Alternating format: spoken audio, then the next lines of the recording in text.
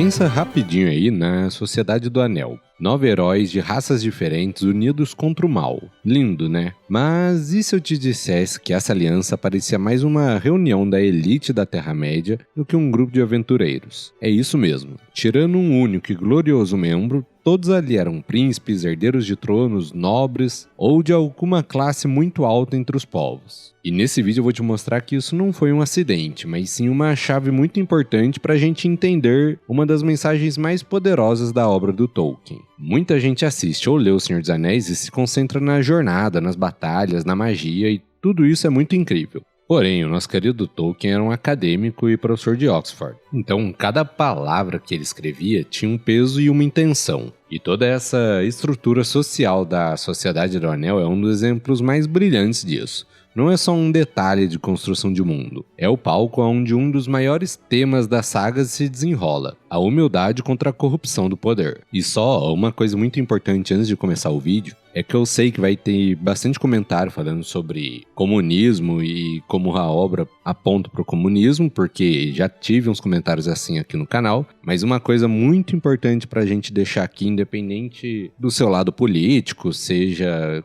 comunista ou não, é que o Tolkien era totalmente contra o comunismo. Isso não significa que quem é comunista não pode apreciar a obra dele, mas é que às vezes que eu falei de humildade contra o poder aqui no canal, tiveram alguns comentários falando que isso era a imagem de que como o Tolkien queria mostrar que o comunismo era certo. E não, galera, o Tolkien ele era cristão católico, e ser humilde é algo que a igreja nos ensina, e não tem nada a ver com o comunismo. Mas e aí? Eu sou o Fael e você tá aqui no Mansão Nerd, o seu canal favorito quando o assunto é Tolkien, e futuramente vou estar trazendo outras obras de fantasia aqui pro canal. Então já se inscreve e garante seu quarto aqui na mansão. Pois é, hoje a gente vai fazer uma coisa que eu gosto muito aqui no canal, que é tentar fazer uma análise mais profunda, quase que acadêmica aí, da posição social de cada um dos 9 membros. Vamos entender de onde eles vieram, o que as suas linhagens representam e o mais importante, por que o destino do mundo foi colocado na mão daqueles que eram os menos importantes de todos. Então se prepara, porque depois desse vídeo você não vai olhar a Sociedade do Anel do mesmo jeito.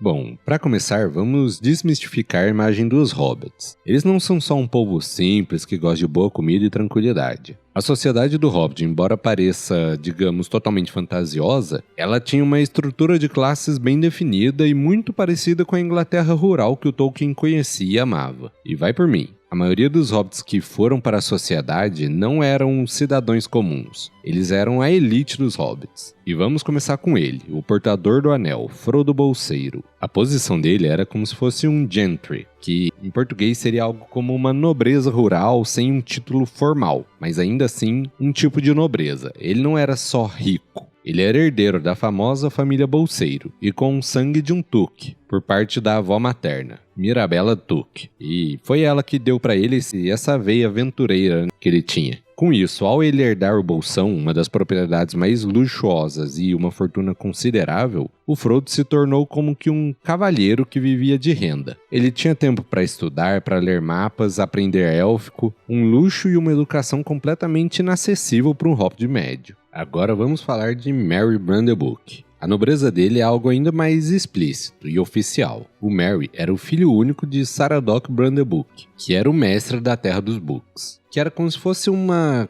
colônia ali, uma parte do condado mais autônoma. E isso fazia do Merry o herdeiro por direito. Afinal de contas, ser líder dessa parte era algo mais hereditário ali na região. Fazia dele quase como um nobre ali. E agora, para fechar a elite dos hobbits, a gente tem o nosso querido Peregrin Took. Pois bem, o Pippin era filho de Paladin Took II, o herdeiro do Théin. E bom, esse é o título mais alto e tradicional do condado, e é muito ligado à defesa em tempos de crise. O cargo de Dain era tipo um título hereditário de imenso poder simbólico. E embora fosse um cargo de grande prestígio, não dava para ele poderes como de um rei ou imperador. Agora, se você já ficou impressionado com a nobreza, entre aspas, ali dos pequenos hobbits, vamos agora para os pesos pesados, saindo do condado. E com isso, a sociedade vira como se fosse um verdadeiro conselho de reis e herdeiros. Temos o Aragorn, filho de Arathor. Ele tinha a linhagem mais nobre entre os homens, sendo herdeiro dos tronos de Gondor e Arnor. Além disso, em suas veias também corria um sangue élfico. Isso devido à sua árvore genealógica de uma relação lá no passado.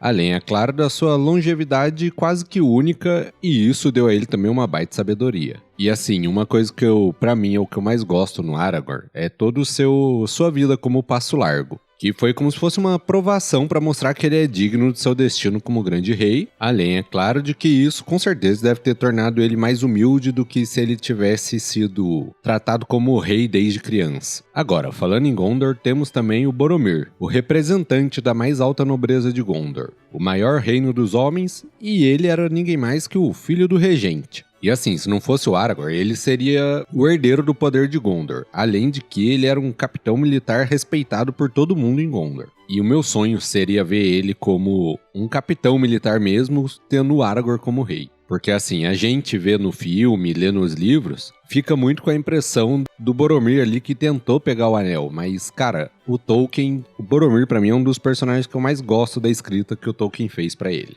Pelo menos é o que eu vejo como o personagem mais humano, que mesmo sendo digno, honrado, amado pelo seu povo, ele teve um momento de fraqueza, se corrompeu ali pelo desejo de poder, e igual a gente cai em pecado todo dia, e mesmo assim ele foi e teve a redenção dele. Pra mim ele é um dos maiores símbolos de esperança para a humanidade que o Tolkien escreveu. E agora temos o Legolas, que é o filho do rei élfico Thranduil, colocando na linha direta da realeza élfica. O Gimli, que pertence ao povo de Durin, e a linhagem dele é respeitada entre os anões. Embora ele não seja, assim, da linha direta da realeza, a nobreza dele é algo que não tem nem como questionar. E por último, a gente não tá falando de uma linhagem real nem nada, mas temos o nosso querido Gandalf, que é um nível totalmente diferente. Afinal de contas, ele é um Maiar, que é como se fosse um anjo enviado direto para guiar os povos livres da Terra-média. A autoridade dele já é uma questão até de milênios. E no caso, a nobreza dele não é algo material, mas sim espiritual. Então, só para recapitular, a gente tem 3 hobbits da alta nobreza, 2 humanos que seriam herdeiros de tronos, um como rei e outro como regente, um príncipe élfico, um anão nobre e um espírito divino que é quase como um anjo disfarçado. E no meio de toda essa nobreza a gente tem quem? O Sam. E é aqui que o Tolkien mostra todo o seu talento. O Sam era diferente de propósito. Ele não era um nobre. Ele era de família simples. Ele era um jardineiro que trabalhava para os bolseiros. E o Sam sempre na história inteira tratou o Frodo como um amigo e um patrão. Quando chamava ele de Senhor Frodo, não era só educação, era porque realmente havia uma diferença social ali entre eles. O Sam não tinha terras, não era rico, não tinha estudado muito. A sua bondade não vinha de uma família nobre ou de regras aristocratas. Vinha do caráter, da lealdade que aprendeu no trabalho honesto e do amor pelas coisas simples da vida. E o próprio Tolkien disse que para ele, o verdadeiro herói da história é o Sam. Mas o porquê disso? E isso é porque um anel representa a sede de poder. Ele tenta ainda mais quem já tem poder e ambição. Por exemplo, o Boromir, como eu já falei, acostumado a mandar, viu no anel uma arma e foi corrompido. A Galadriel e o Gandalf recusaram o anel com medo, porque eles sabiam que mesmo querendo fazer o bem, se tornariam ditadores cruéis. Agora, e o Sam? O que o Sam queria? O seu jardim, um prato de batatas, casar com a Rose.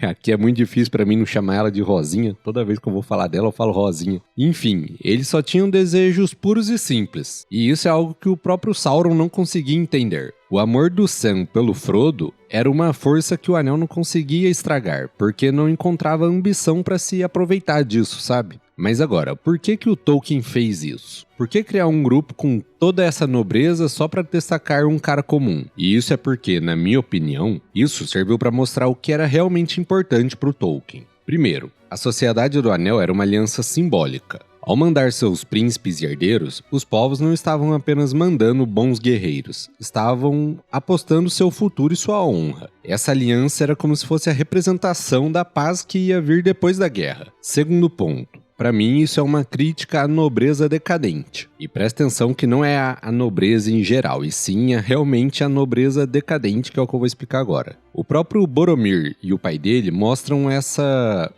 nobreza presa no orgulho e no desespero. Eles provam que o privilégio pode ser um fardo às vezes, e que a nobreza pode falhar feio quando o orgulho é maior do que o dever. Afinal de contas, o principal dever de um rei é cuidar do seu povo. E o terceiro ponto pra mim é a sociedade ser esse palco pra mostrar como a amizade pode transformar pessoas. E o principal exemplo disso é o Legolas e o Gimli, que a amizade deles cura uma briga antiga entre elfos e anões. Além, é claro, da principal, que é a dedicação de Sam pelo Frodo. Quebra essa diferença social entre eles, transformando tudo em amor puro. E pelo amor, hein, não vem achar que é amor romântico não, pô, é amor de amizade. Às vezes quando eu falo que o Frodo amava o Sam amava o Frodo, o pessoal vem também nos comentários confundir o tipo de amor. Mas agora, por último, a mensagem principal é que a verdadeira grandeza vem de dentro. O anel corrompe através da ambição de poder. A força para resistir não podia vir de quem já está acostumado a mandar. Tinha que vir justamente do contrário, de alguém cujo maior poder era servir, amar e cuidar. E olha aí mais uma vez o Tolkien passando as mensagens cristãs católicas